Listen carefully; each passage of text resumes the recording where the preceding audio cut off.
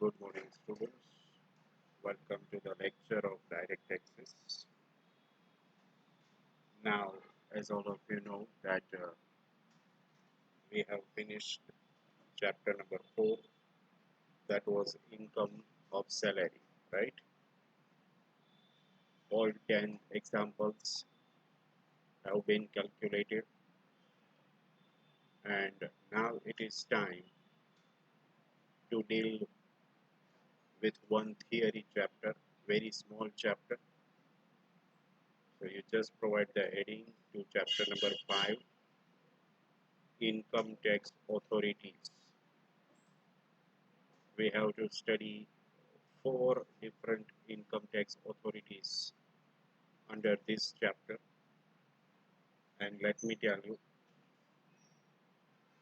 this is the single session of chapter number 5.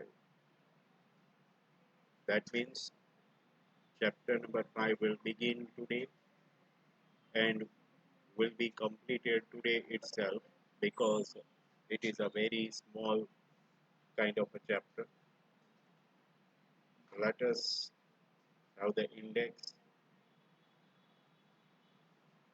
These are the 4 short notes that you have to study. Central Board of Direct Taxes, that is number 1. Second short note, income tax officer. Then comes appellate tribunal, the third one, and number 4, settlement commission. આ 4 short notes છે જે તમારે આ ચેપ્ટરમાં study કરવાની છે. One by one આપણે 4 short notes જોવાની છે. સાવ નાની નાની છે, એટલે એક જ સેશનમાં 4 શોર્ટ નોટ આપણે પૂરી કરી શકીએ તેમ છીએ. Let us start with the first short note. Central Board of Direct Taxes, કે જેને શોર્ટમાં CBDT એવા નામથી પણ ઓળખવામાં આવે છે, રાઈટ? ઇન્કમ ટેક્સ ડિપાર્ટમેન્ટ, એનું official name Central Board of Direct Tax. The head authority, the highest authority of the income tax department is CBDT. CBDT is responsible for the implementation of Income Tax Act.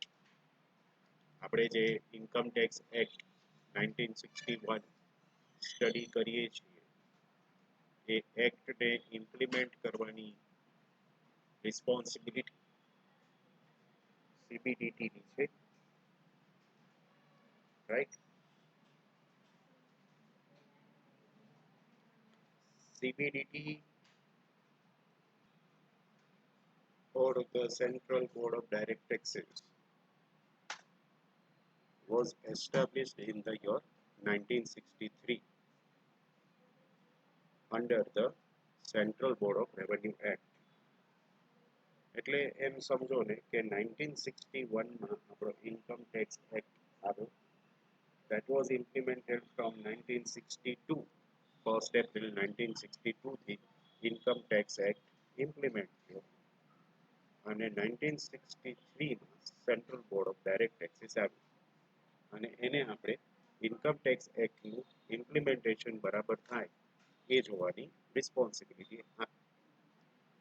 Which are the authorities of CBDT? Let me tell you. કારણ કે CBDT જે છે, it is the apex authority, the supreme authority in the income tax department. So you can see over here, it has the power to make all the rules and regulations, right? CBDT જે છે એ આઇસોલેટેડલી કામ નથી કરતું. Let me tell you. Okay, એને કામ કરવા માટે પણ કોઈની સાથે કન્સલ્ટેશન કરવું પડે. તો સીબીડીટી જે છે એ મિનિસ્ટ્રી ઓફ ફાઇનાન્સ, આપણી જે ફાઇનાન્સ મિનિસ્ટ્રી છે બરાબર, એના ગાઈડન્સ પ્રમાણે બધા રૂલ્સ એન્ડ રેગ્યુલેશન્સ બનાવે છે. સીબીડીટી જે કોઈ પણ રૂલ્સ એન્ડ રેગ્યુલેશન્સ બનાવે એ બધા income tax officers, commissioners, additional commissioners, assistant commissioners, assessment officers બધાને લાગુ પડે છે.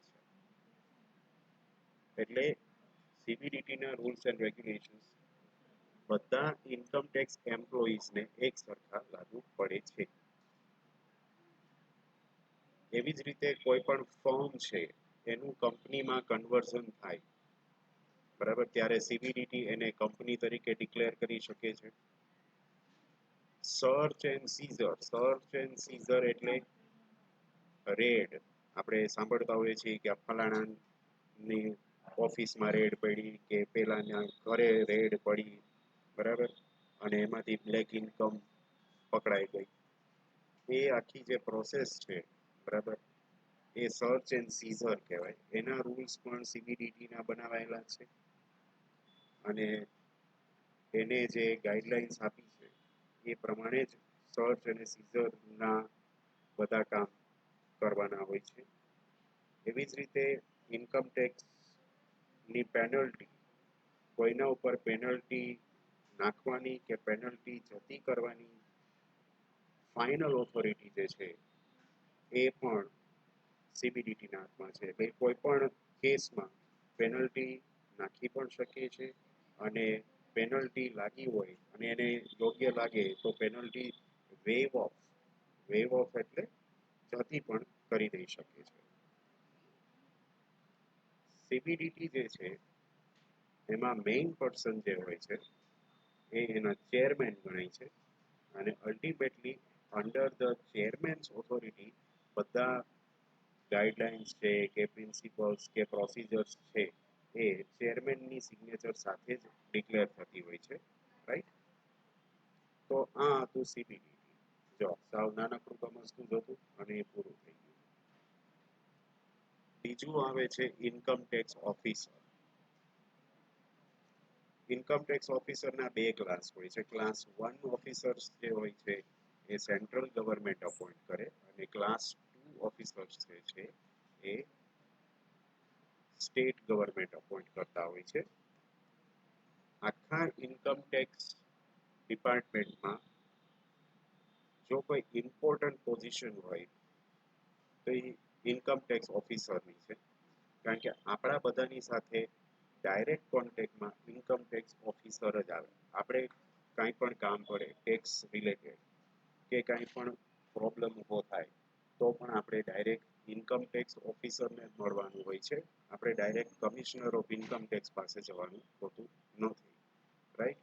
એટલે ટેક્સની બધી પ્રોસિજર જે છે એ ઇન્કમ ટેક્સ ઓફિસર જ કરે છે. એ શું શું કામ કરે અને એની પાસે કયા કયા રાઇટ્સ છે, રાઈટ, એ આપણે પહેલા જોઈ લઈએ. તો અસેસમેન્ટનો ઓર્ડર એટલે ટેક્સ કેલ્ક્યુલેશનનો ઓર્ડર કરાવવો, પછી કોઈ પણ પર્સન એના અકાઉન્ટ્સ છે એ ઓડિટ કરાવવા બરાબર, એને એવું લાગતું હોય કે અકાઉન્ટ્સનું ઓડિટ કરવાની જરૂર છે તો એ ઓર્ડર કરી શકે છે કે તમારું અકાઉન્ટ્સનું તમારે સીએ પાસે ઓડિટ કરાવો. આપણા વિશેની બધી ઇન્ફોર્મેશન, આપણા બેંક અકાઉન્ટ્સની બધી ઇન્ફોર્મેશન માંગી શકે છે. પરમનન્ટ અકાઉન્ટ નંબર એટલે જે પાન કાર્ડ છે, પાન કાર્ડ ઇસ્યુ કરવાની ઓથોરિટી પણ ઇન્કમ ટેક્સ ઓફિસર પાસે છે.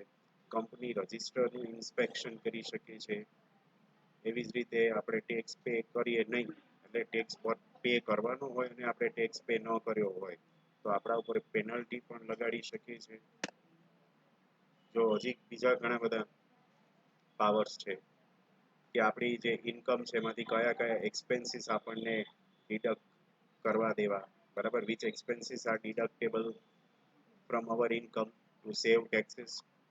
એવી જ રીતે આપણું સ્ટેટમેન્ટ રિટર્નમાં માંગવાનો પણ એને રાઈટ છે, રેડ પાડવાનો રાઈટ છે.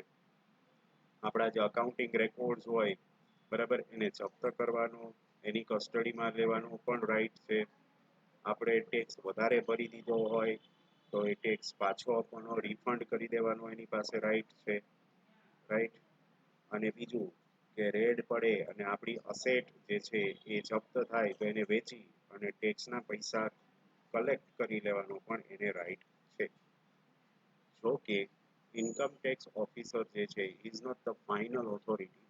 જો આપણને એની વર્કિંગ સ્ટાઇલ સામે કે એના ઓર્ડર સામે, એના જજમેન્ટ સામે કાંઈ પણ વાંધો હોય, then we can file the appeal with the Commissioner of Income Tax of Appeals.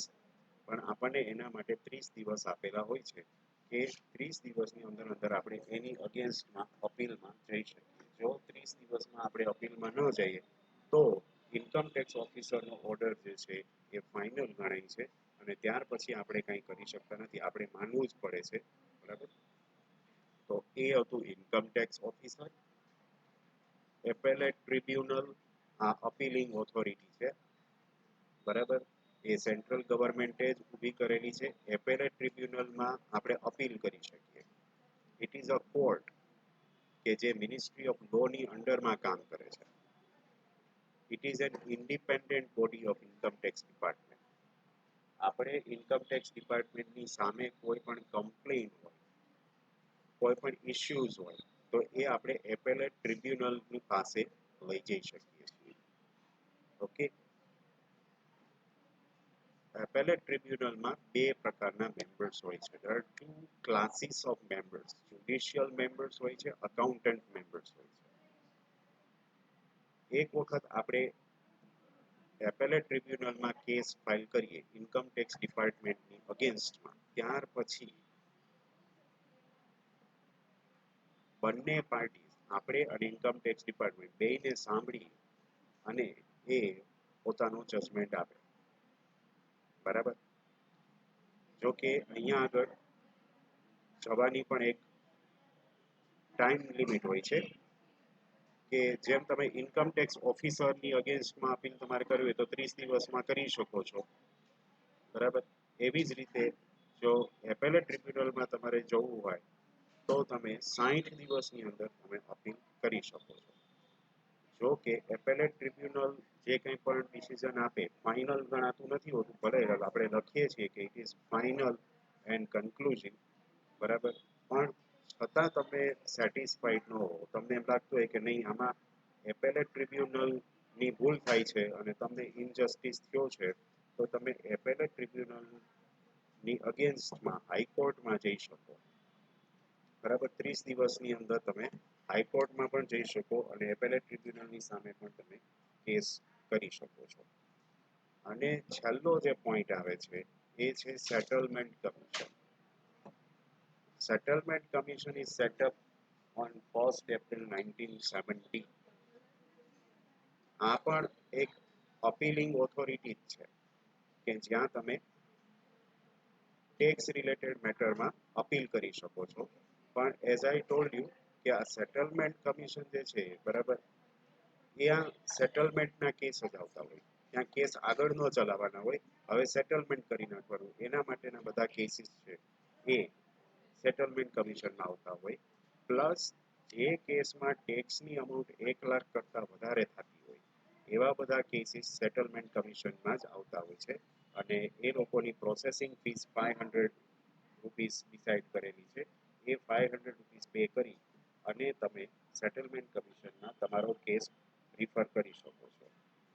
Okay. Plus માની લો રેડ પડી હોય અને એમાં કાંઈ પણ મળ્યું હોય, ડોક્યુમેન્ટ્સ છે, કેશ, ગોલ્ડ, જ્વેલરી કે કોઈ પણ બીજી પ્રેશિયસ આઇટમ્સ કે અકાઉન્ટિંગ રેકોર્ડ્સ મળ્યા હોય તો પણ તમે સેટલમેન્ટ કમિશનમાં જઈ શકો છો. રેડ પડે એના 120 દિવસ પૂરા થાય ત્યાર પછી તમે સેટલમેન્ટ કમિશનમાં જઈ શકો છો, રાઈટ.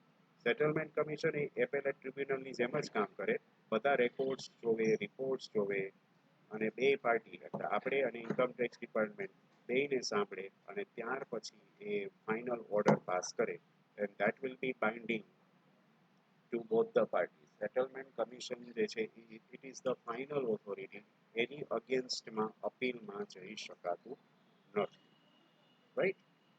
તો આ રીતે સેટલમેન્ટ કમિશન વાત કરે છે. અહીંયા આગળ આ ચેપ્ટર નંબર 5 જે છે એ પૂરું થાય છે. બરાબર.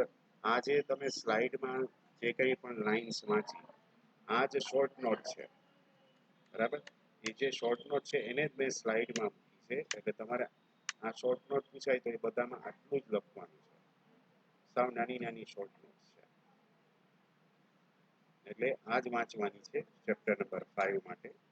અહીંયા આગળ ચેપ્ટર નંબર 5 પૂરું થાય છે અને હવે આપણે નેક્સ્ટ લેક્ચરમાં ચેપ્ટર નંબર 6 જે છે એ સ્ટાર્ટ કરીશું. We are having now 2 chapters left. હવે આપણા સિલેબસમાં 2 ચેપ્ટર બાકી છે. ચેપ્ટર નંબર 6 રેસિડેન્શિયલ સ્ટેટસ અને chapter number 7 income from business. આ 2 ચેપ્ટર બાકી છે જે હવે આવનારા લેક્ચર્સમાં એ જોશું. Right. Till then, see you all. Goodbye.